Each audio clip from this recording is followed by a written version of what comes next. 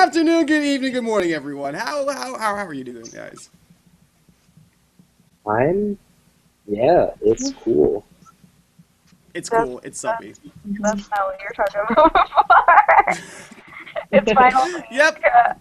That was like I mean for James. Yep. Same. All right, guys. We're here with Michelle of Megaweapon from out of New York, so that's a very cool thing. We're gonna be talking about some classic punk stuff, so that's a beautiful thing. Hello, love. How are you? I'm good. That's good. We got Melissa, my co-host. She's living life well. Yeah, I try. Trying. I don't know how James is living because I heard that it's finals week over there. Yep. I'm right now. I'm like that dog in that comic that's like on fire, and he's like, "This is fine. This is fine. Everything's just burning around him. This is Everything is fine. fine. I am okay with the things that are currently happening as I note." This is That the comic thing. is too relevant for life. It's way too relevant. Whoever came up with it, literally walked in all of our shoes for about a cool, I don't know. For me, it would be a minute. Other people, it might be a day. So, Yeah. but anyway, we start the show by asking my panel how everybody was this week or today. So today we'll, James, how about you just get over with?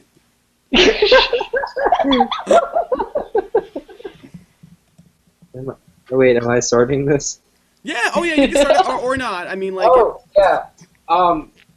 Interesting day. So, first thing, I bought new headphones that I could use for this show today.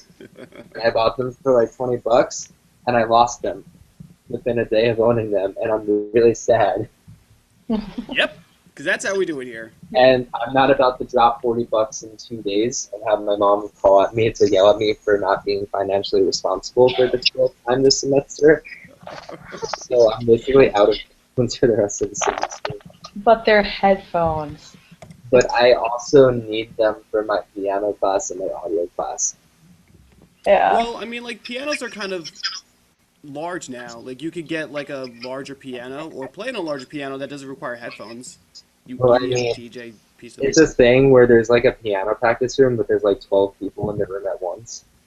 So Oh, you have okay. to bring your own headphones so you can practice privately. And other than that, I've been studying and working on project for finals all day. And I have a project that I have to do tomorrow that I didn't even start yet, so that's what I'm going to be doing all night. Sounds about right. Well, I'm glad you were able to make it onto Babetalk tonight. Probably not the best decision, but hey, they talk, it's worth it. Hashtag priorities, guys. We're totally doing everything well. So, Melissa, how about yourself? How was your past week? Well, it's been pretty good. I moved into my apartment. Oh yeah, that's very exciting. I forgot you were talking about that. Yeah, so I'm excited about that. Besides that, so basically the past week's been a little stressful with the move. Things are starting to get back to their thing. So I'm doing well. A little stressed, but it's starting to calm down. So yay. Anything cool happening by your neck of the woods, like show wise? Show wise? I know that there is on Saturday, there is this, it's called A Not So Silent Night, and it's basically a Toys for Tots drive where you can donate $5 or you can bring in a toy, and a bunch of local bands are playing, and I'm actually super stoked for it. Oh, So, nice. Who's playing? I know Narky debut. Let me get the list real quick. You do that. There's a bunch of bands that are playing, and a bunch of really good bands too. So I'm hardcore stoked. I mean, it's actually very cool because around the holidays we have some awesome shows. I know that we have typically around this year we would have the holiday show in Philly for the Lost Tape Collective. But Oh yeah. that kind of went sour when Nick sprained his ACL or some shit. Yeah, he tore it. I mean, that kid's been having horrible luck with his knees.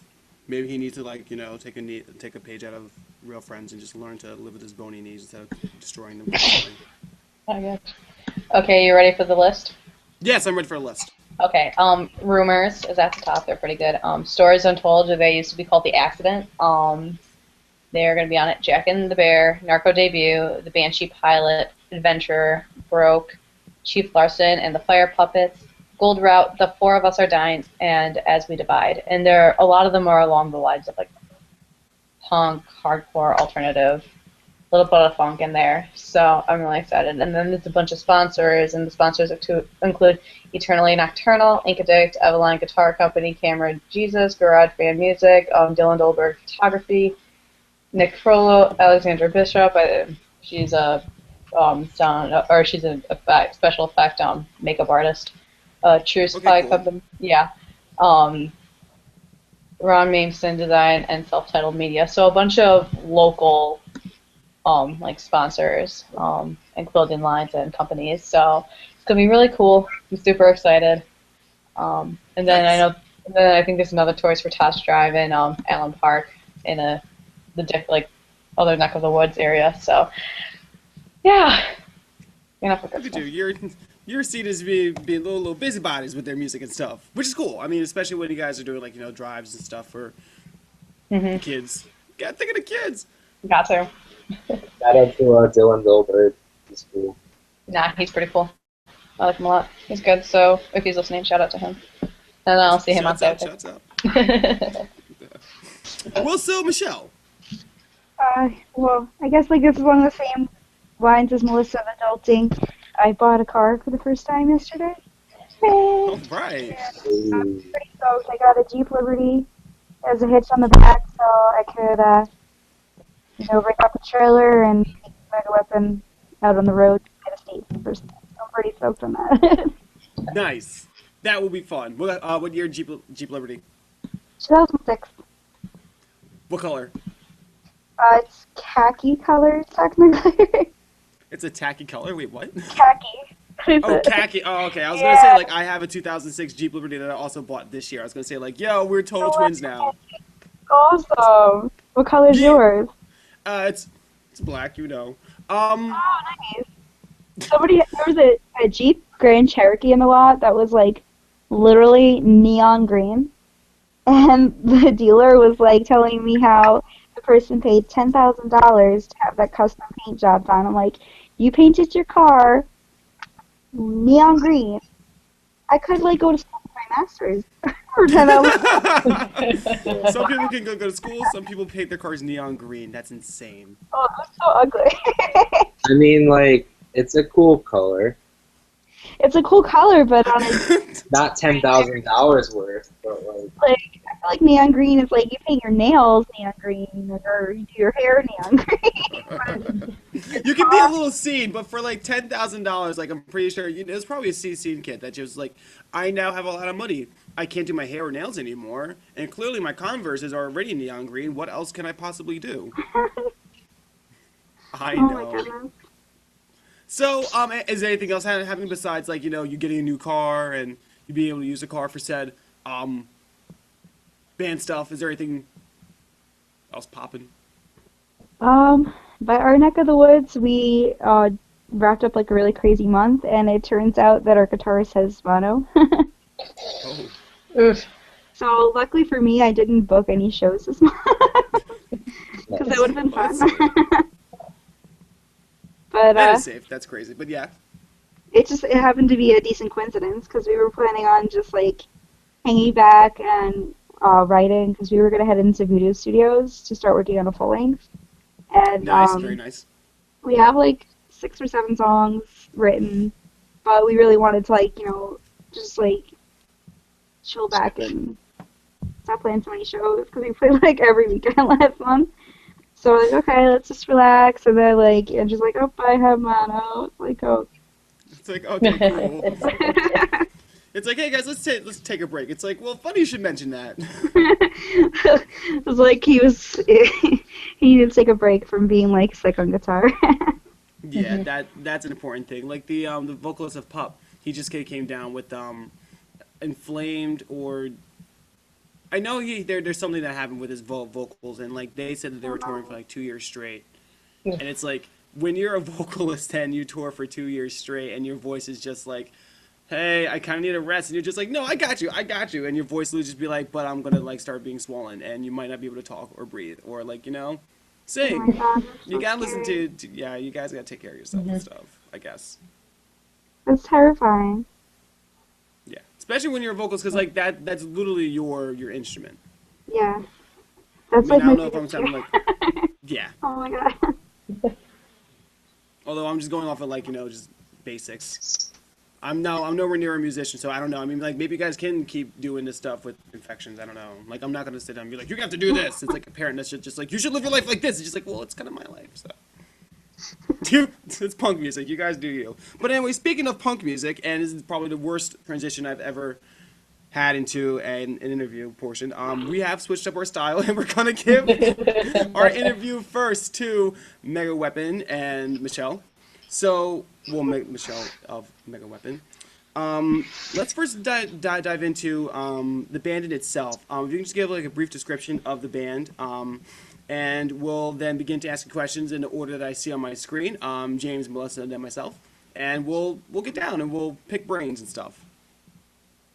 Well, we are a four-piece, hailing from Long Island, New York. We're actually like completely spread out across the island from Bayside, where my bassist lives, to Yaphank, where my drummer lives. I live in Bayshore in Suffolk County, so like Long Island's like this long wide thing, and we're like at like every 20 or 30 miles. But it started with Andrew and I just getting together and writing in the aftermath of my last band breaking up. So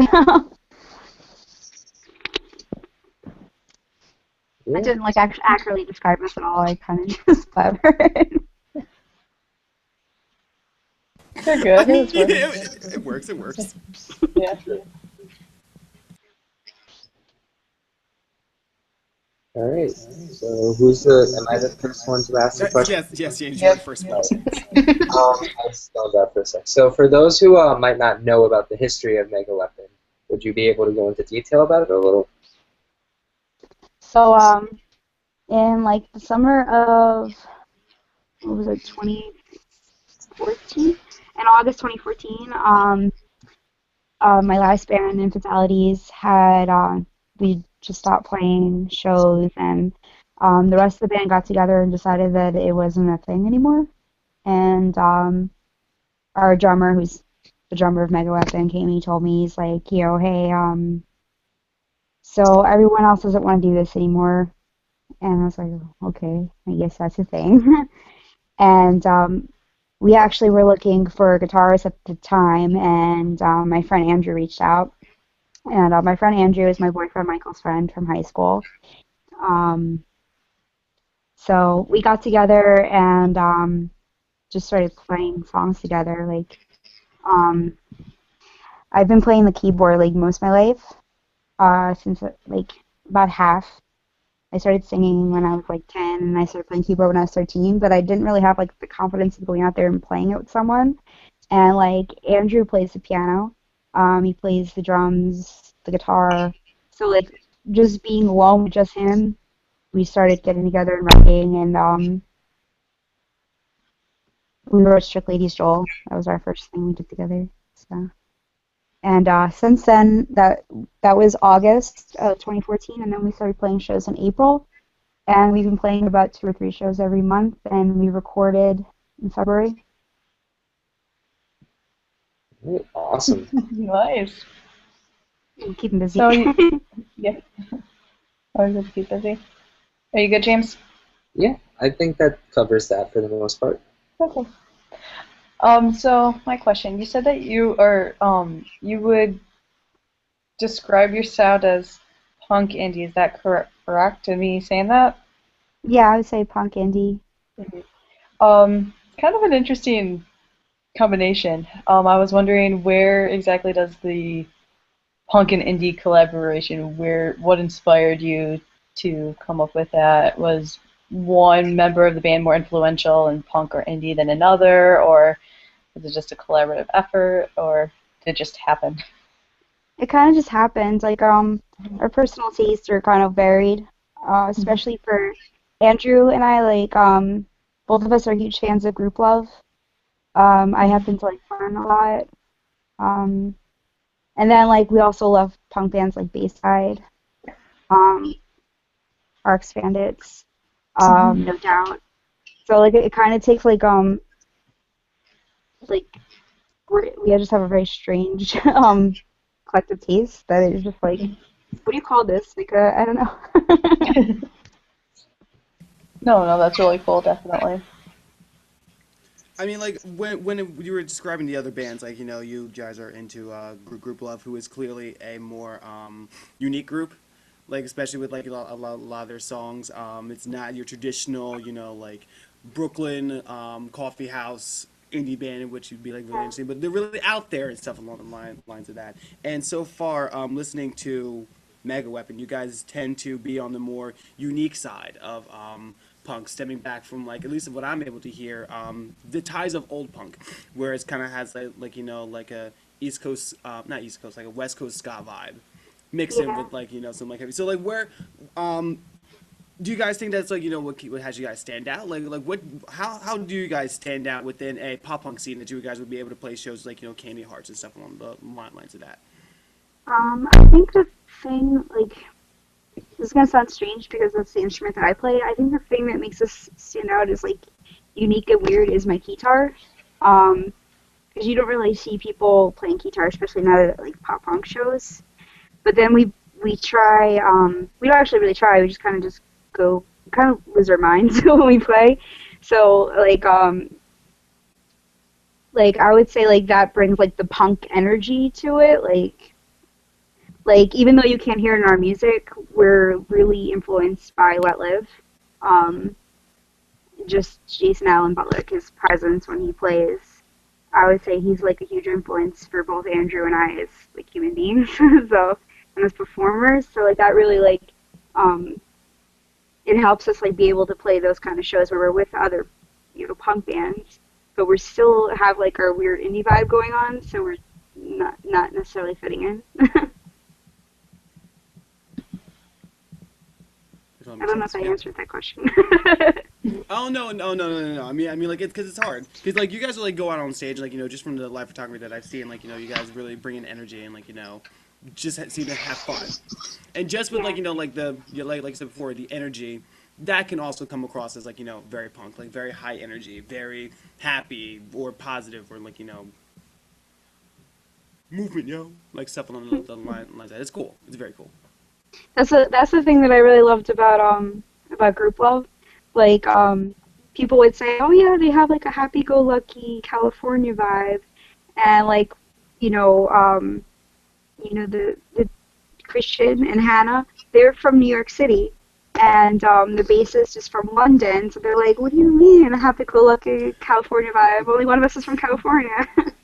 Yeah. Like it's like it gives off the idea of being happy, but then when you really like delve into like the lyrics and the tone of the guitar, it's not.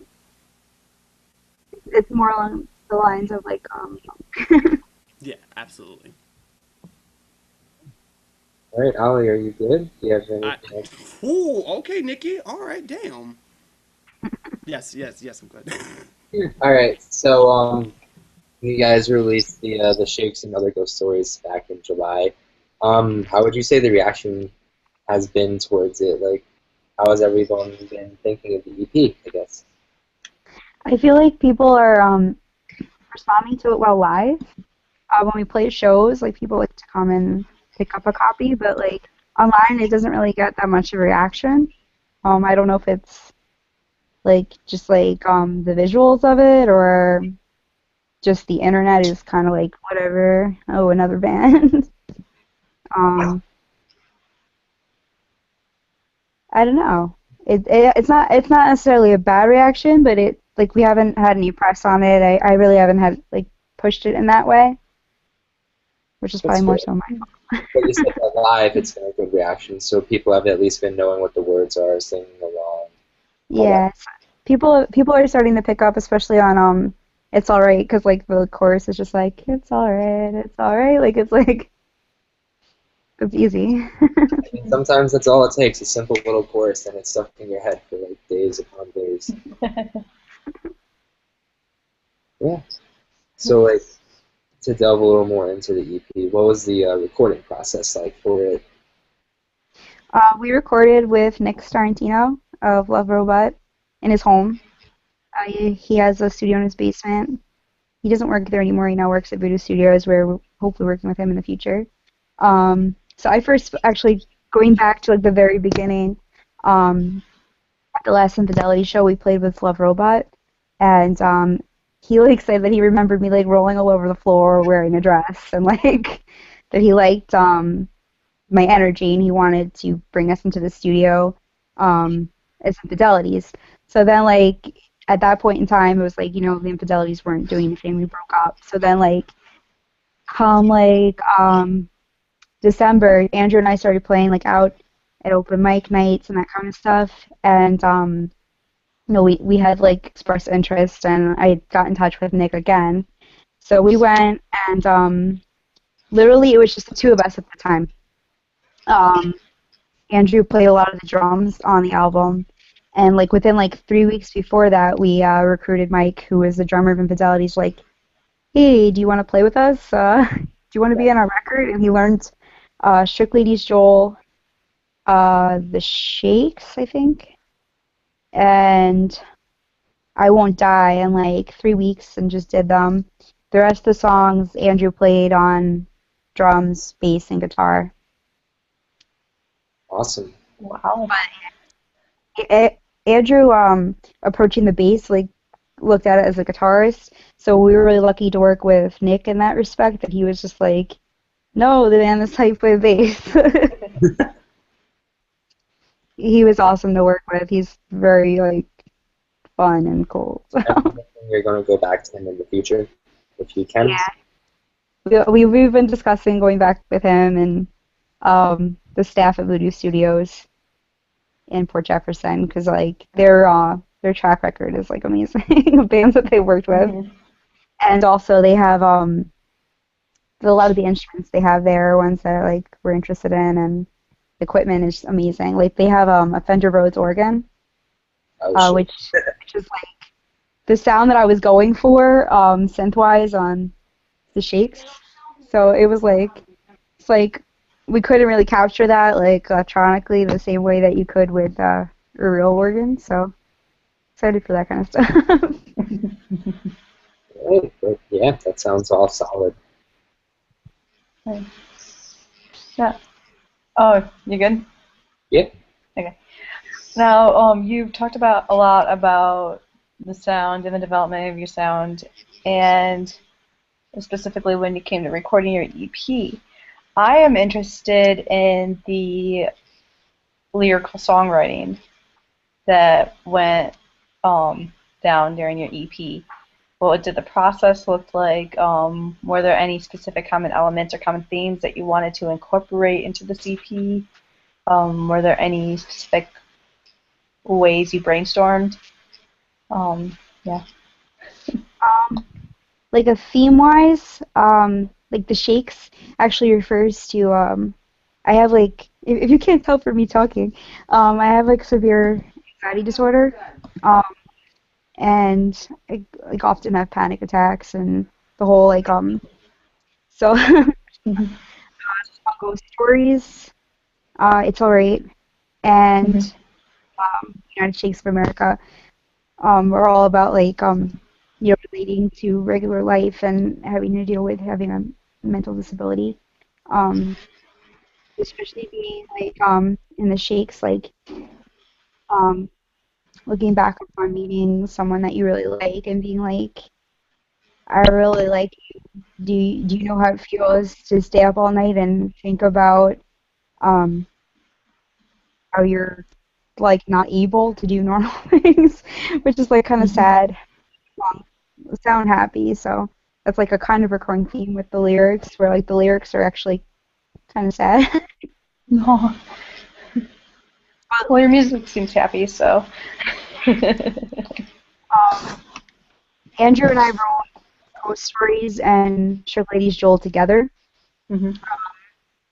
He found like a little piece of it, and then I like put a little piece of it together, and we sat back with a few beers and just like, let's write this together. And that was actually the first time I wrote lyrics with another person. So how did that go? It actually went well. I guess, because like another thing that Andrew and I always had in common is he studied abroad in Spain, and when he was in college at Boston University, and I went to El Salvador to do mission work twice my life. And like when I went to college, I studied Spanish. So like I really don't have and right now in my life where I work in a Jewish community center where everybody speaks like English or Hebrew. So like I really don't have like a lot of people to practice Spanish with, and we just started like making this list of insults in Spanish, and it's kind of oddly where Strict Ladies Joel started. That's funny. That's so cool though. So we have the style in which you guys write and everything, but I want to know like how the next album is going to differentiate from what you guys have out right now, the Shakes and other ghost stories. Is it going to still follow along the same line? Are you guys going to be a little bit more experimental when you go and record? What are you guys looking to achieve by coming out with this new EP or this new full length? Well, for a new full length, I would definitely say it's kind of getting a little experimental.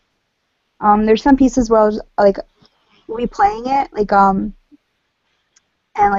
we have like a synth breakdown kind of thing, and I'm like, wow, this kind of sounds a little bit like Group Love or something weird. And then another song we're working on that has like a almost like a streetlight vibe to it. Um, I would say like it's going to be different because now, whereas like before it was just Andrew and I, and we were the only people actively involved in the songwriting process. Now our drummer and new bassist are now part of it, so it's kind of cool to see where they're coming in and saying, let's do this, let's do that. And also, I would say Andrew's more involved vocally than he was in the Shakes Other Ghost Stories. There's going to be at least 2 songs where he's singing lead and I'm singing backup, rather than me singing lead all the time. So, Well, I mean, like, and again, it's really going to be really cool because again, like when you look at other songs and bands that kind of like have the same tone as yours, Streetlight would be a perfect example as to like kind of going with the ska core. I guess Group Love being a good example with just keeping up the good vibes and energy and still being out there. So that's very cool that you get an opportunity to look back, say, all right, now what's the next thing that we're able to do, and not just like coast along with the same sound. Call for real friends. Excuse me.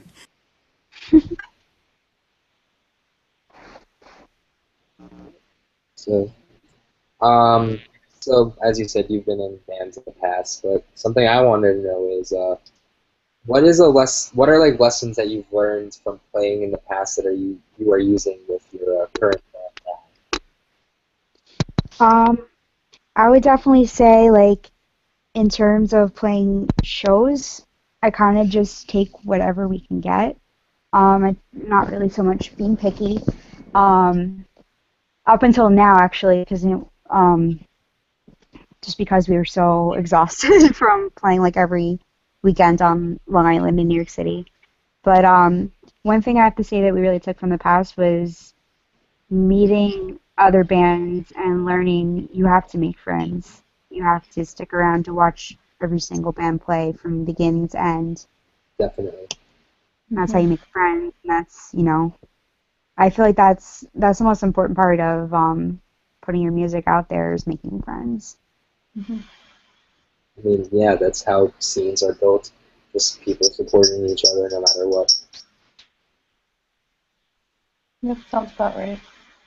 I'm going to go back now to a couple rounds back. We started talking about your live music, and you said that you said energy was huge in your music and how people fed off of your live performance. I want to know if you could take us and the audience into an average set that you guys do. Like, I don't know, something like that. Well, usually we kick off our set with Strict Ladies Joel, which was a song that I was kind of playing before. Just because it's just like very much like that's like our most punk song, I would say, out of everything. It's kind of just like a big fuck you in the lyrics, like and people are like, "Oh, wait, what'd she just say?"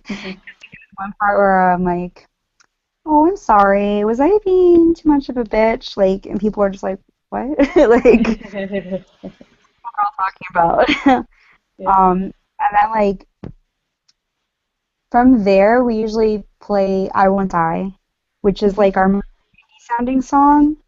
Mhm. Which actually is the only song on the album that Andrew wasn't involved in the songwriting process. That was me and one of my friends. Um, so that's like kind of a little bit more like indie. Um, I feel like at that time when I wrote that song, I was listening to like Florence and the Machine and Mhm.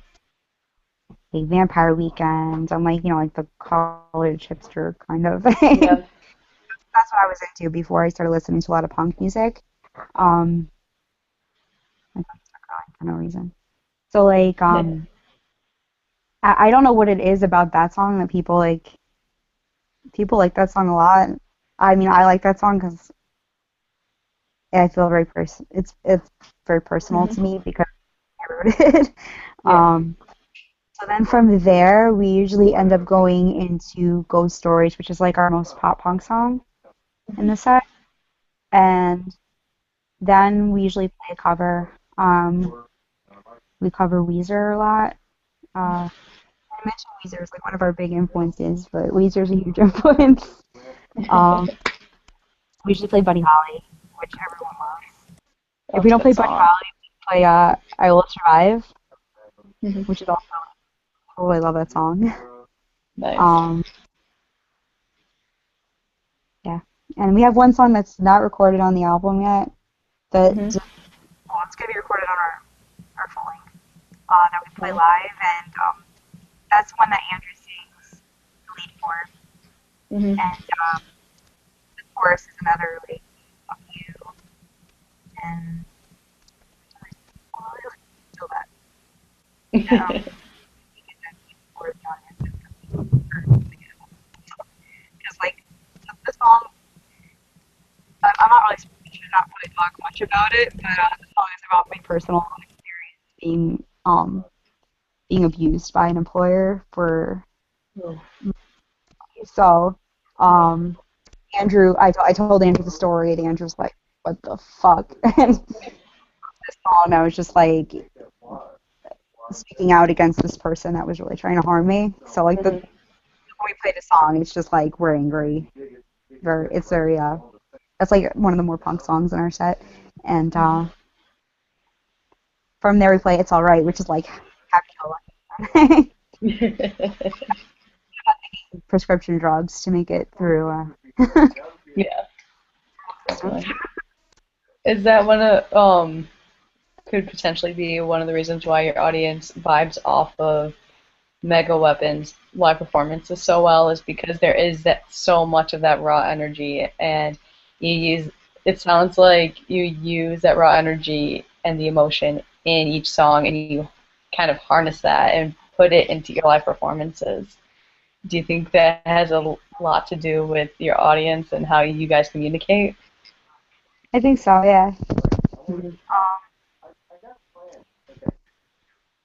Every now and then, like I'll throw it out there, like, is anybody in the audience a feminist, or Mhm. is anyone out there suffering from anxiety? Just to, this one goes out to you, because like I know how it feels to be in the crowd. Like that's one problem, unfortunately, that I have going to shows. I Mhm. love going to shows, but I have severe anxiety. So Mhm. like kind of just to pull them out of like I know where you're coming from. You're not alone, or Got it. you're a girl at the show, and um someone's pushing up against you, or you don't feel comfortable. Like come up front. I got you. Like Mhm. And that's so cool because that in itself built a community and that built a relationship with the artist and with the audience. And definitely props to you. That's awesome. I don't want people to feel uncomfortable. Yeah, nobody should feel uncomfortable at a show. So, of course, I had other questions, but you definitely just like um, brought some great points up to the table with being comfortable at shows, and I kind of wanted to kind of just like dive into that a little bit more. We constantly see awful things happening within our scene that we would just love to like just kind of push off a cliff. And when it comes to feminism within the music scene, it's looked at in a it holds a little bit of a stigma to it. But of course, like to people like us, we definitely do know that it's more for just like the equal treatment of everybody, especially women at well, women at show, people of color at shows and stuff along the lines of that. What personally, what do you think is something that needs to happen within our music scene that would conform to a feminist or just a general welcoming group? I'm not really sure of something in particular. I definitely think having someplace to go at a show that feels safe, whether it's a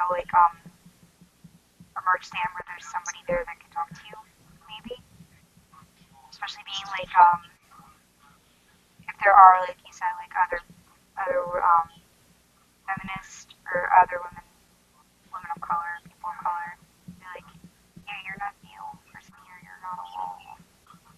Because if it feels that way, like if you're going to a specific show, and especially being like when you're playing and you look into a crowd and all you can see is dudes, you're like, oh my god, are they looking at me as this?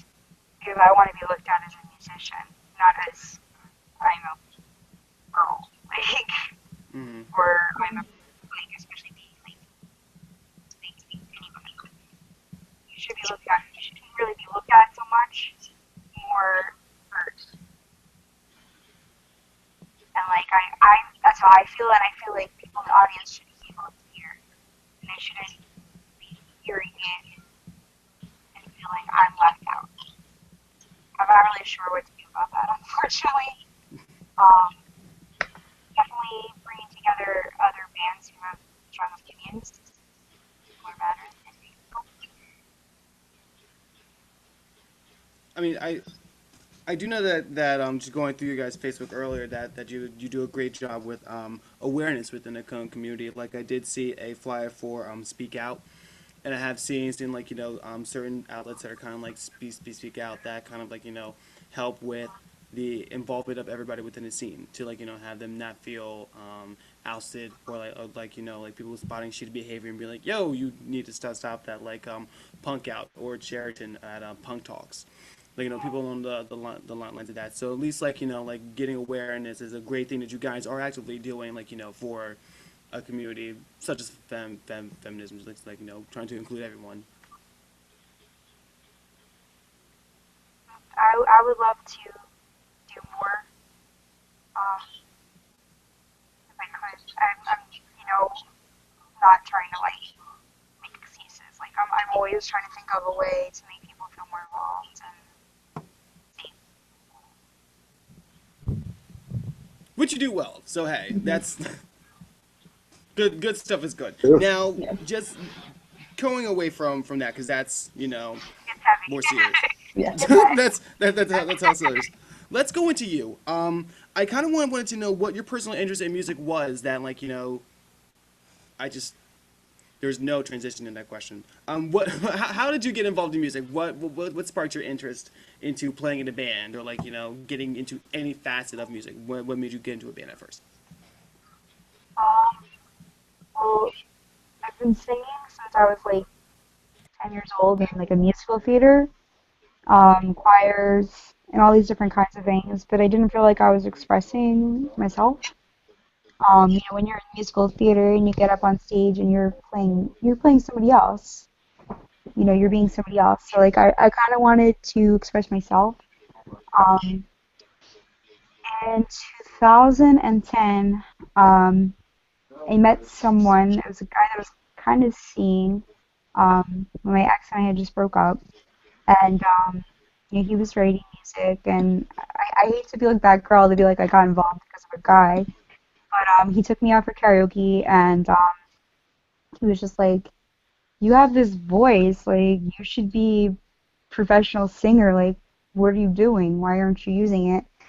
And I was just like, I don't know. I didn't know what to do or where to go. Um, like the most I knew about local bands was like I liked Bad Intentions. And that was it. I didn't really know much about like local music or like listening to anything that was like that small. I was like, the most I knew was like hipstery kind of, Florence and the Machine, and that was the kind of music I liked. And so that same night that like I went out for karaoke and like a lot of people like really responded to me singing. Wow, like I never had that confidence in my voice before, and I went home. This is gonna get heavy again. I'm sorry for being a downer. When I went home that night, one of my friends and she was very like the kind of person that like was like a go-getter and did what she wanted to do, and I kind of took it as a sign that was just like I'm gonna do this. Like my friend Kristen would, if this was the thing that she wanted to do, she would have went out there and did it. Like so I was like, I'm gonna do this. This is now my thing. I didn't know what to do with starting a band or anything, and I met up with a friend, Chase Winters. He's from Brooklyn. Really cool songwriter. He was in like a rap rock band at the time. But he wanted to like write music for other people. So like we would get together and start songwriting, and like seeing what he did with his band really was like, okay, I'm ready to start doing this. I'm gonna start my own band. And at first I wanted to work with other female musicians, but I really couldn't find any. So um so then I just went on Craigslist and started looking, and that's how I met my current drummer, Mike. And Craig's we've been- not creepy all the time, and this is creepy. I've had like good luck with Craigslist, to be honest. Like it's weird, but I would say like yeah, I actually met my friend Chase on Craigslist also. So That's funny. Craigslist can also sometimes be a good thing. Definitely. Yeah. I do love how it went from, like, oh yeah, I want to work with other female musicians and like, try and like, do something proactive with that to Craigslist. Like that's the next bit. Like she's like, Yeah. sure. I did post on Craigslist. I did say looking for other female musicians, and like I think like maybe like 2 responded, and they didn't keep in touch. Like it was just kind of. And sometimes I see that like there's a group on Facebook that James and also Long Island musicians, and I'll see like other girls post in there. And they'll be like looking for musicians, and like it just seems like flakes seem to find female musicians. I mean, not to speak poorly of musicians, but like a large majority of them can be kind of flaky sometimes. So, And I also do know it's a little dangerous to go into Craigslist and just be like, LFM. I don't know. Yeah. I trust the Craigslist more than the Long Island musicians page sometimes. yeah, I met my current bassist on Long Island Musicians, and like it just happened to work out that he was a really great person. But some of the people and the things they say to you in there, like I had one guy say to me in there, "What do you know about music? You're a girl." And I was just like, "Oh, hell no!" Seriously? That to me, like it's just the Solid. fact There is like the fact that I'm like, are these people that live on the same island that I do so stupid? They say things like that. It's like these Like- people are around me. They exist. Yeah. They're here, and like they're not like 40, 50-year-old white men. They're white men that are my age. Like, are they that stupid? Like, yeah, shut that up. Stop. Yeah. there is I think that's like the normal turn of society. Where you think, oh, well, younger, they should know better. They should be more in touch with these like ideas of the world changing. But It's crazy. Yeah. The world is crazy. I just remember when someone on that page hit up a really close friend of mine who was looking for a band, and the only reason he wanted her in the band was because she was a girl, and he thought that hot lead singer would gain his band attention and didn't care if she was talented or not. And Wait, we talking about Smalls? wait, what? Wait, are you talking Oh, about Smalls? no, I'm talking No, about it the was one it was on your musician page. I remember that. Never mind. Excuse me. Ollie, goddamn. Shit. I'm not gonna talk anymore. Woo! All right, take your Oh take. no. Anyway, next question. God damn it. Oh. I believe it's my turn. Um, so going off from this has nothing to do with that, but so what are some milestones that your band has achieved, and what are some milestones that you hope to achieve in the future? I have to say, like, our biggest milestone was playing in front of 200 people at Studio Webster Hall, opening for Ice Age Gardens. That was, like, after the show, there was, like, a line of people who, like, lined up to meet us and talk to us, and it made me feel like, whoa, I'm not, like, I'm not the opening act that, like, nobody cares about. Because, like, literally, like, 2 weeks before that, we played at a bar in Brooklyn, and, I said to the promoter, I said, we cannot play at 10:45 on a Sunday night. We're from Long Island, and our people will not come out for that. Please put us on earlier. It was the same weekend as Comic-Con. I'm like, if you put us on earlier, our friends are already in New York City, and they're going to come. And he was like, okay, I could put you on at 10:30. So literally we played to like 7 people, which included the headlining band who stayed.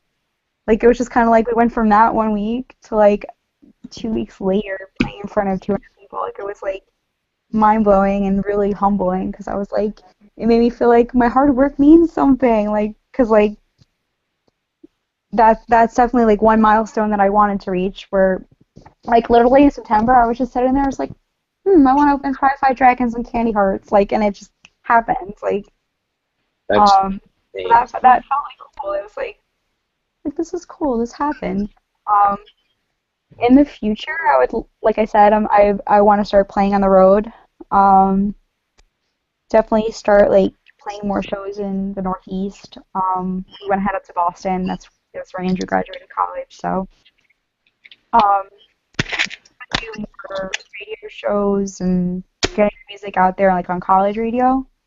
We've been played on WSB Stony Brook quite a bit, and we have an interview coming up on there like in February.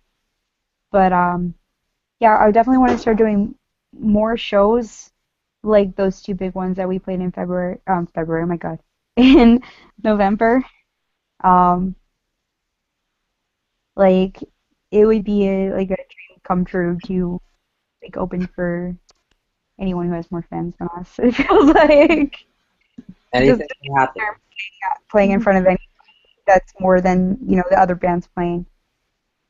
Especially being like when you're like constantly like texting your friends like, hey, come out to this thing, and they're like, I can't, I have to wash my hair, I have to clean my closet, and then you're like, oh, I'm playing Buster Hall, I'll be there.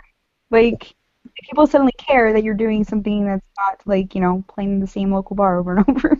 Of So I course. feel like to me that's the next step, and it sounds ridiculous, but and like recording a full length, that's about where we're ready to go next. I think all those goals are definitely achievable, and I think they can happen very soon for you guys. But yeah, Yeah. It would be cool to be on the Ernie Ball stage with the Battle of the Band winners people. I feel like every time I've entered that contest, it's been like, oh, but like last year, the bands that won on Long Island were actually bands that really work hard. So I was like, maybe someone will notice. yeah, it's fair. Melissa? Yeah. Are there any specific bands that you would like your dream band to go on tour with? And are there any states or countries that you would love to play a show in? It would be a dream come true to tour, no doubt. Um, Good choice, good choice. Nostalgia, but I just saw them at Riot Fest. That would be some place I would want to play is Chicago at Riot Fest. Love to say anything. Would love to tour say anything. That would be ridiculous. Always happy. The other day when Vinny Caruana announced that he was signed to Equal Vision, I was just like, yes, Equal Vision, because that's my favorite label. And Say Anything is on Equal Vision. So I tagged my guitarist and I was like, look at this. And he was like, oh, so a Megaweapon tour with Say Anything and Vinny Caruana, right? I'm like, yeah, that should happen. It's like, don't even joke about that. Like, I feel like I'm getting so nerdy right now. Um, yeah, a dream come true would be playing with Weezer, I think, like on maybe Paraguay. Mhm. Paraguay would be sick. Paramore. Even playing any kind of festival or group love is like there. That would also be sick. They're just like existent on the festival. Like group love, they're here. I'm cool with that. I want to go to Europe one day. I love seeing videos of like Japan. Mhm. Japanese shows look amazing. Yeah. I saw a video of the Marmozets playing at Reading and Leeds. That was ridiculous. Ooh. The Marmozets are amazing. Like I feel like even though our sound doesn't mesh with them, I would love to play with them just because of their energy. Like Marmozets are extremely underrated. Very, very underrated. you're great.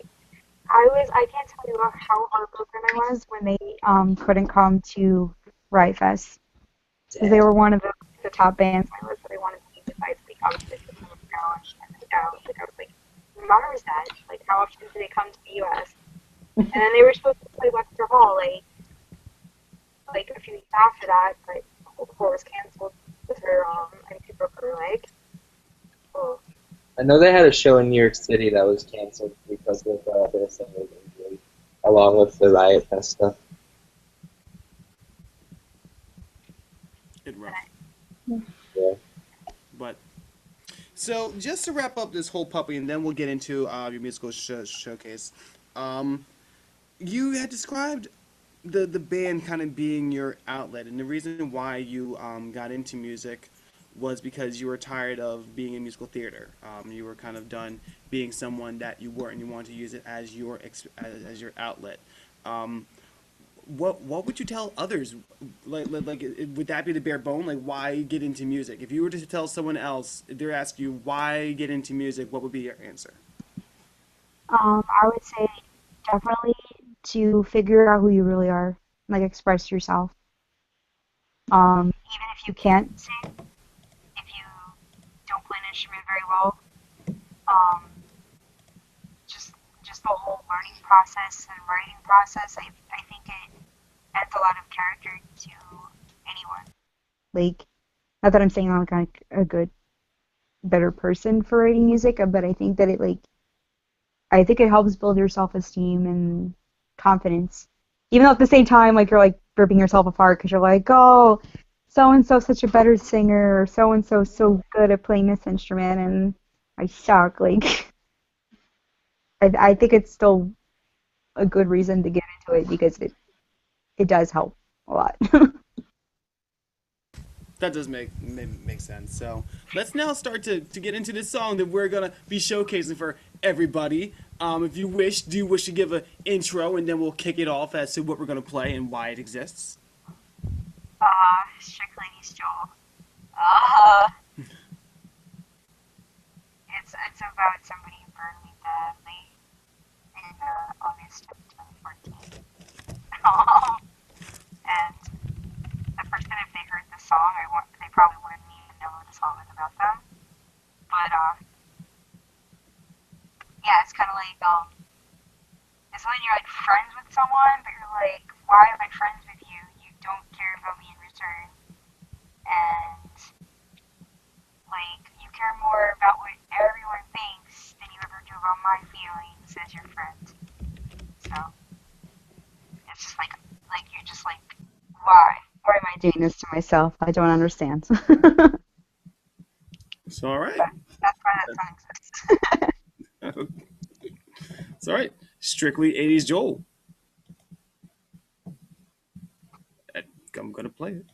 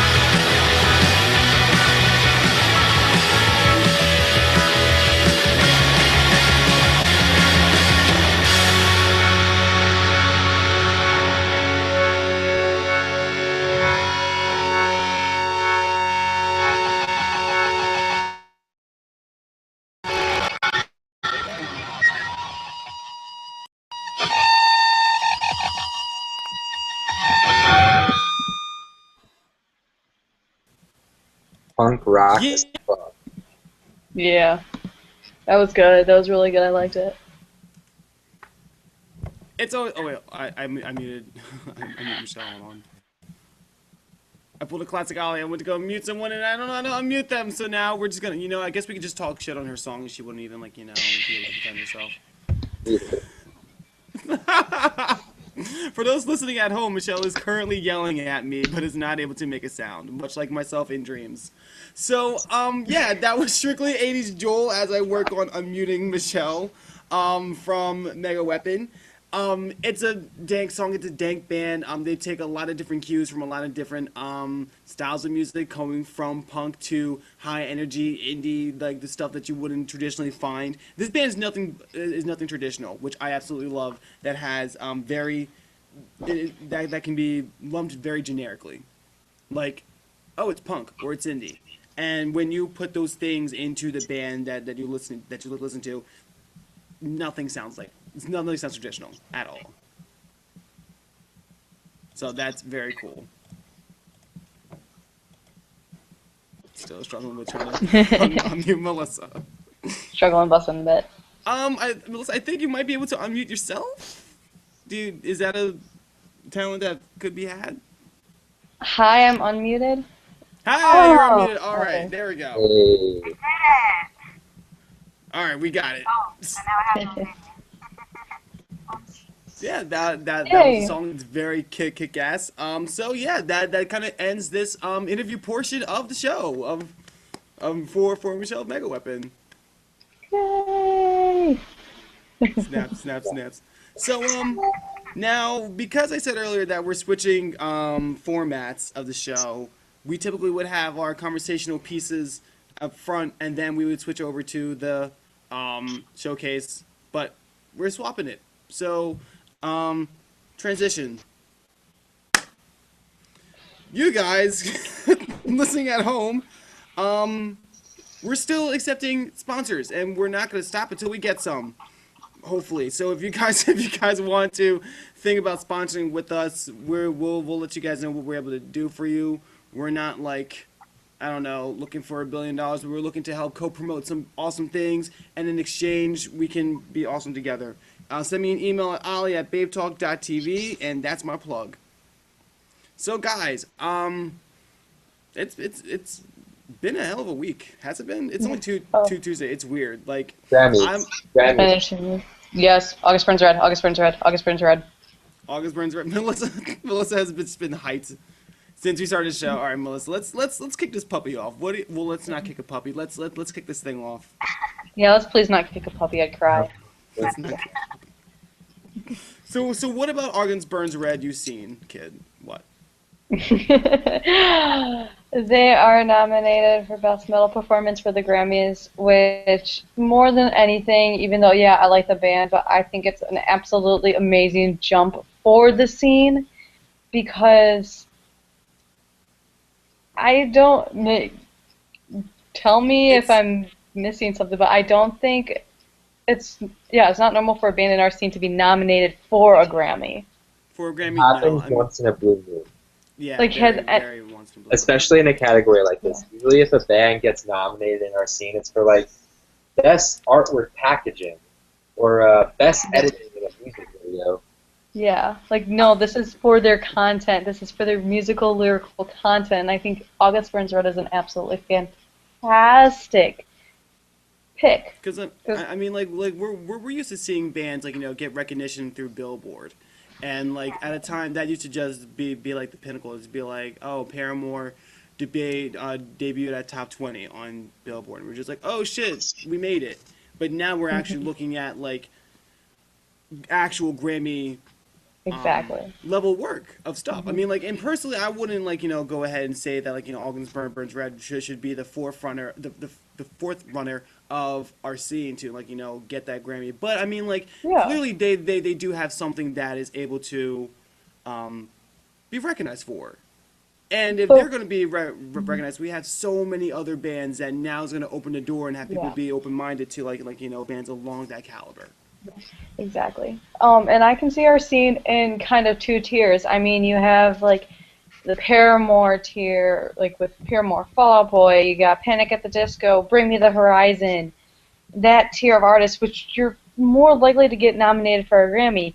And then you have the bottom tier, which is more like, yeah, August Burns Red, Man Overboard, State Champs, Neck Deep, which has a huger, way huger platform that we don't consider. And I think that's what blows my mind is it's not Bring Me the Horizon that's up for like a best metal. It's August Burns Red. And I think that's cool. Especially like with the Academy, like for the category of metal, they kind of just stick to the same old same. You know, like Yeah. how many times could Slayer be nominated for the best metal? You know, like Exactly. it's almost like, wait, the Academy listened to new metal? Like, not new metal, but like something that's recent. Like, what is that? Yeah, exactly. That's cool. I mean, like, if we're looking at the Grammy nominations, it's been a really weird year. I mean, like, we have Kendrick Lamar with 11 nominations. Really? I feel like that's the Grammys apologizing for nominating Iggy Azalea. We're so sorry for the cultural appropriation. We're gonna give this black man all the awards, and he's pretty decent. So, like, we're sorry. My other favorite moment was the fact that Drake got nominated for his diss song against Meek Mill, yep. and basically gave Meek Mill the biggest L of the year. And I think what makes it even funnier was that like anybody in the world could have been doing anything, but like it would be like you calling like, you know, your friend, oh, you're an idiot, and then like literally someone walks up and be like, hey, you're nominated for an Oscar, and just be like, oh, I thank you, and then like everyone starts like you know cheering around you. Meek Mill's woke up in that morning and be like, yo fam, did you check Instagram? Or did you check Twitter? Like, no, it's like you might want to stay off today. Like it's not going to be a good day for you. Like, that's so beat. It's a weird moment to think that Meek Mill ranting on Twitter led to Drake getting a hit song and a Grammy nomination. And a Grammy! He potentially might get a Grammy. Because Twitter of fingers Meek Mill, turn into Grammys. because of Meek Mill sticking his foot in his mouth. Like, that's absolutely insane. I guess social media can be a powerful thing. Social media can be a powerful goddamn thing. It's incredible. But so speaking of the best of music, we're dwindling down into the last few weeks, and Spotify have released everyone's. If you use Spotify, which I'm an avid Spotify user, they released their personalized playlist for everyone in their year of music. I don't want to go into album of the years because, like, I haven't done mine yet. Hey, James, I love you. But I don't know if anyone else has, because I know that my album technically this year would have been the Albatross because of how many times I listened to it. Yeah. And on the top of my head, I would probably, I mean, that came out like 2 years ago, but still, I don't know. I still have something. But, like, do you guys have your list compiled yet for your album of the year?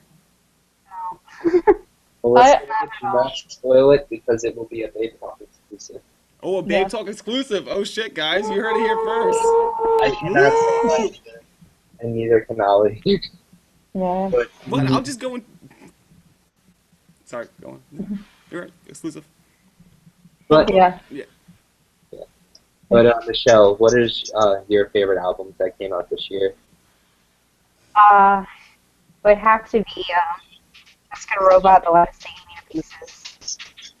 I waited so long for it, and it finally came. Like, after how many years of Oscar Robot being like, this is it, it's coming this month, and then like yeah, okay, and then finally it came out this year. It's like, it's a masterpiece. I am here, yes. Bridget let herself out. Nice. It's not that like everybody knows that album, but like as being an avid fan for so long, I really waited forever for that Boy album to come out. So this was my album of the year. I mean, like it's a beautiful feeling. Like, It was so good. It's a beautiful thing because like you'll hype up the album in your head and then it'll finally drop and it'll just be like, finally. Like I like literally, like, I was in tears most of it. I was like, this is so good. Yeah, it's a wonderful thing. Melissa. Did you end up get? Do you have your album of the year isk? Yeah, well, I'm helping do the exclusive, but legit, when I heard, oh, okay, so who's everybody's album of the year, my first thought was, did Beartooth's Disgusting come out in 2015 or 2014? Same. So that's where my head basically is. But no, legit, like I looked up a Spotify, I'm just like, it's like best album. It's like I bet you anything it's disgusting. It was disgusting. It's like most listened to artists. I'm like, I bet you anything it's Beartooth. It was Beartooth. And then I had like out of my like top 5 songs, 3 of them were Beartooth songs. I'm just like, okay, well that shows what I was listening to the majority of my year. I mean, like, I don't know if it's just me, but I tend the way that I listen to new music has been like slowly through Babetalk, and like I'll have people submit music and they'll begin to expose new music to me. But if there's like new stuff like Sorority Noise, Joy Departed, I slept on that and I started listening to it and I was like, this is fucking fantastic. But last year I started my album of the year list with Fox and Albatross being at #1 spot. I went probably about halfway into that, then I went to go look up the year, and it was not 2014. So, like, I have a huge issue with staying on new music, which I don't know if it's a... I mean, I eventually get into it. I'm just, like, really slow. Same. It takes me forever to get off of Beartooth's Disgusting, so I probably won't be finding music till 2017. My favorite album of 2015 was also my favorite album of 2014, which was my favorite album of 2013, which was Ida Mighty's debut album. Accurate. And That's on my list. The new one, not the debut. The new one's on my list too, don't get me wrong. They're both fantastic records, but that first album still blows me away. Yep. But That was a good album. but yeah.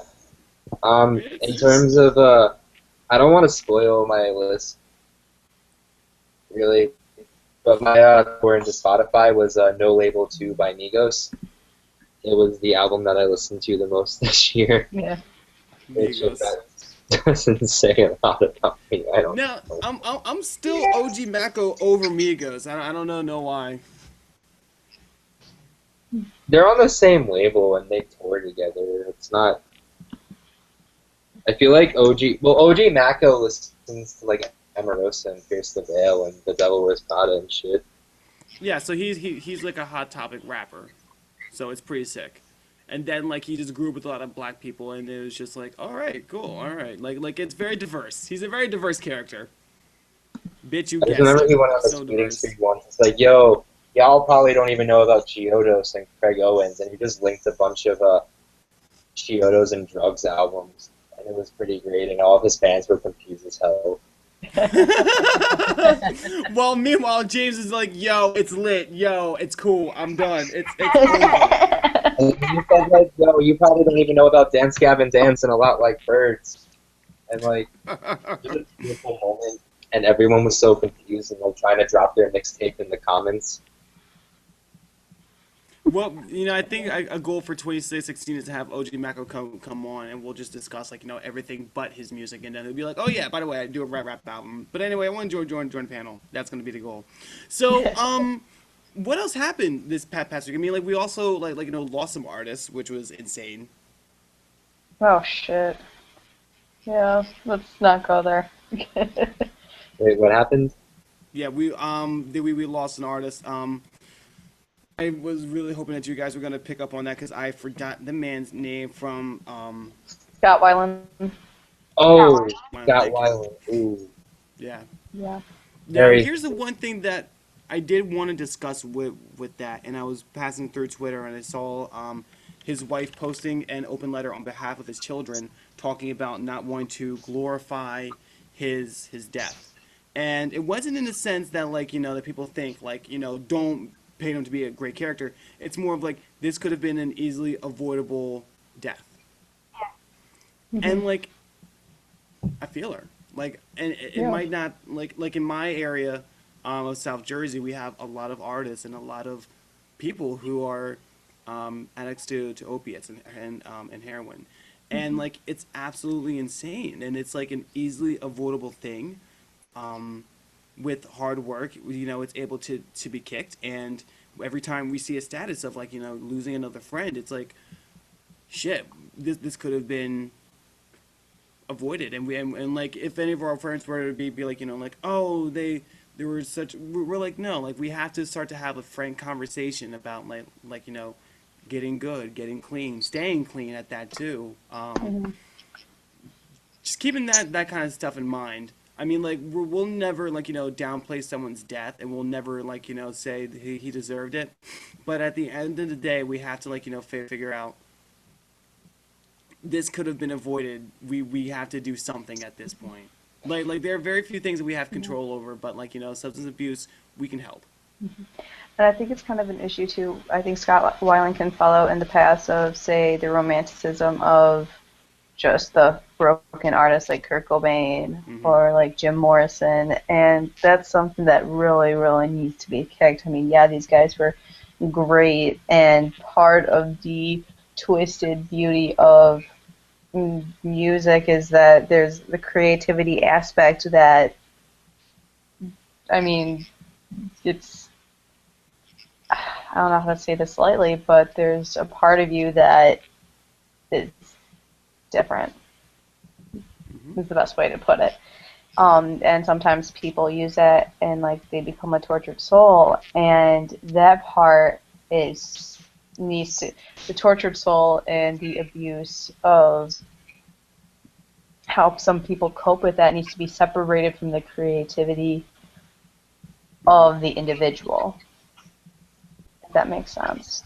Yeah, because the music's still going to exist, and the music's still going to live on. Exactly. And there's just the people get, I guess, caught up in the not fad, but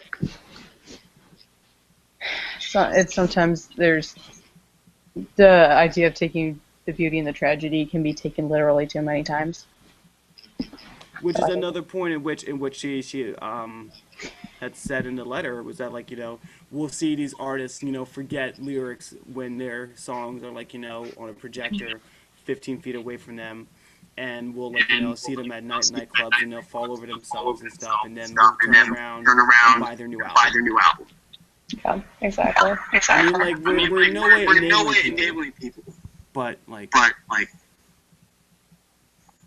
there does have to come a point in which we have to say, so like, like, yo, this kind of behavior is kind of tonic. Hmm. You gotta get clean. Like Amy Winehouse, Yeah.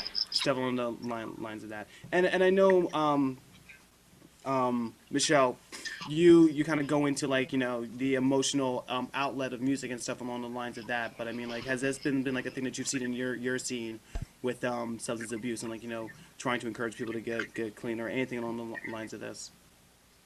The thing that's been starting to become like very scary about substance abuse is that it's becoming a very household problem, and it has the same kind of stigma as suicide, where people are embarrassed and they don't want to talk about it. They don't want to ask other, like, if let's say I had a child and my child had cancer and I needed help paying for the bills, like for me to go out there and be like, I'm having a bake sale, we're going to raise funds for my child who has cancer. That's something that people will be like, yeah, I'm here, I'm gonna help. But if like you go out there and my son has an addiction to a drug, people are like that's his problem, not my problem. Like people don't think of it as something that they have to help with, and it's the same thing with mental illness, where it's like that's your problem that your son has, whatever his mental illness is, or addiction is a mental illness. So like it has a stigma to it that people are not responding to very politely. But like, I actually heard this on the Z Morning Zoo the other morning. They were talking about it. Like it's really like an issue that's hitting everyone at home that people don't talk about. But there's always at least one person in your family who has an addiction problem. Like it's not something that should just be swept under the rug. Like let's hide it. Like you're right. People should be able to get help without being ashamed. Like, Because I mean, like, anyone that's able to be that strong and be able to get clean and stay clean, that's something to praise. Like, I'll never understand anyone that like, will put a quote unquote junkie down. Like, yeah. if they want, you better yourself. You deserve the praise. That was one thing that like bothered me with Amy Winehouse passing away is that like a lot of people were like, well, she deserved it. Like she did go to rehab several times and just she wasn't able to beat her alcohol problem. Like Mhm. you know, like it's not something that people should make fun of or stigmatize. Or stigmatized either. So, and just circling back to the point, mental health was talked and like we had a guest on. Her name was Sheridan Allen, and she's still one of my favorite guests that came on the show. She not to promote anyone else's stuff, all like Megaweapon, what's up? But Punk Talk is a wonderful, awesome program. She's based in New York. She gives therapy and counseling for free to artists, musicians, anyone that has an issue with mental illness. She offers this free service, and I encourage everyone to go ahead and check her out. Punk Talks. You can find her on Twitter, Facebook, and online. I'm assuming it's going to be punktalks.com, but considering how I don't have the information right in front of me, I don't know. But look it up. It's a one wonderful thing. We don't have to go through this. It's something avoidable. We can avoid this. So let's all be cool and clean. Hey guys, don't want to end the show depressingly. Give me a new subject. So, oh.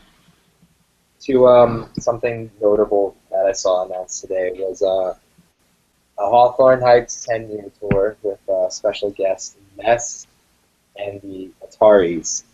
Crying, and they're not coming to Michigan. No one comes to Michigan. No one comes to Michigan. But I think one of the funnier moments that I noticed about it is that Hawthorne Heights seems to be only doing 10-year tours now at this point. Yeah. And while this is a very, very cool tour, it makes me wonder about where their relevance would be if they didn't do 10-year tours and they just tried to tour off with the newer material. They could do tours of Silence in Black and White, and If Only You Were Sleeping for 5 years, each every 5 years, and I'd just be okay. Just like those 2 albums, just like yes, please, I'd be okay. And imagine, if you're a band that has a pretty expensive discography and you just get to a point in which you're just like, fuck, I'm old, or fuck, I'm done. If you just pull out a tour every 5 to 10 years and then just or every other year, because I know a lot of bands have that expensive discography that they could end up doing 2 album tours within a span of 15 years. Fuck, that's pretty easy money. There's royalties. And think about it, they're not artists that are able to collect royalties off of radio play. Yeah. We'll see Lil Wayne, and Lil Wayne hasn't really done anything huge in a while. And why is that? Because he has he doesn't tour, he doesn't put out new albums all that much. But there's politics that go along with that. But he's an artist that collects off of royalties and appearances. There's really no need for him to do anything, and he's still a household name. Mm-hmm. I was talking to sorry, my boyfriend's family is friends with a musician who played in Moving Out, the Billy Joel musical, and just from him personally speaking to Billy Joel, Billy Joel has said there's no point to him making new music. Nobody wants to hear it. All they want to hear is him playing the same songs over and over again, and that's why he sells out the Madison Square Garden playing the same songs that he's been playing for the last 22 years. And it's crazy. Out of all artists, it is funny that said Billy Joel, because honestly, I would be totally okay with seeing him play New York State of Mind every 3 years inside Madison Square Garden. Because not only is he a household name, is he an iconic artist? Going to Madison Square Garden and seeing him play New York State of Mind, literally my soul would transcend out of my body and just dance around the venue. Yeah. And that's all I would really need from Billy Joel. Mm-hmm. But You've come to understanding that. Maybe Hawthorne Heights has gotten to the understanding where they're just yeah. People like this. Let's do it. I don't know. And there's no shame. There's no shame to the game. Hey, baby, you've got to flaunt it. My question though is does any of the fact that their music career, I guess, is what it is, and they're doing 10-year tours now. Have to deal with this, I guess, any specific situations or any specific labels, for lack of a better term. Because I feel like that they had a lot more potential and they could get a lot farther, but I don't honestly remember a lot of their earlier stuff being promoted as much, and it didn't get as much hype. Part of that could probably be as well because the emo revival kind of went down, but They picked the wrong guy. it just like took like a nosedive. But could a lot of it be because Emo of Road the, took a nosedive. yeah, I because mean, like, of situations with it? I don't know. Without saying any names. no, I don't. This is something that I'm not too sure about. I mean, like maybe James, you're a little bit more delved in than us, but like when a band ends up going on these 10-year tours, I really don't think that they're stipulated inside of these contracts that are drawn up. But I don't think there's like many contracts. It's more like, hey, we're losing relevancy. Let's do something that's somewhat relevant so people can pretend to care about us for a night and then never talk about us again. But do you think that they lost relevancy because of certain... I'm trying to be nice. no, spit it out. They're not gonna. Because of Victory Records. Oh, definitely. I think Yeah. that's a good reason. And I don't know, I think that's really sad. But I think that they could have done a lot better. They could have had a lot more, but because they signed with that label and its reputation, it kind of, yeah. Do you think one day artists are just gonna just go on straight mutiny? That's a thing that's gonna be happening soon. But apparently only in California. Set your goals. They're going back on tour. Well, they're reviving themselves for a quick moment. Hopefully more than a quick moment, but I'm sure of it. Like we're looking at their 10-year tour coming up like fairly soon, and they're probably going to do 2 shows and then announce a full tour. Because I honestly wouldn't imagine why they would just be like, "Oh hey, California, you're going to get us for 2 nights," and then everyone else suck dick, and then like night like that doesn't seem very artist-esque. But then again, the Wonder Years kind of did that for their Philly weekend and had everyone fly out. But then again, they also weren't broken up, so it's a little odd that they would just do that weekend and then just bye. yeah, But that's yeah, fun. so that's the thing that's happening. I'm pretty sure tomorrow we'll start a hashtag Stop Victory Records 2016. Except we still love you, broadside. I think that's the only real loyalty that we have to Victory Records. And I only have a loyalty to the band, not the label itself. Shout out to Beaker. That's it. And a day to remember. And a day to remember. Yeah, Anything yeah. on a local level that you guys want to shout out? Like any local bands that are doing cool stuff? Oh, this Friday, Lilac Night is having a Halloween for Christmas party. True! Oh my god, I love that little Tyler. I wanted to go so bad. We wanted to play, but Andrew has mono, so. Oh, the worst. Yeah. I'm considering driving up there, but at the same time, I feel like, I'm not sure. Because of New York City traffic, I'm like, I don't think I'm going to make it. Yeah, it's a hike. Yeah.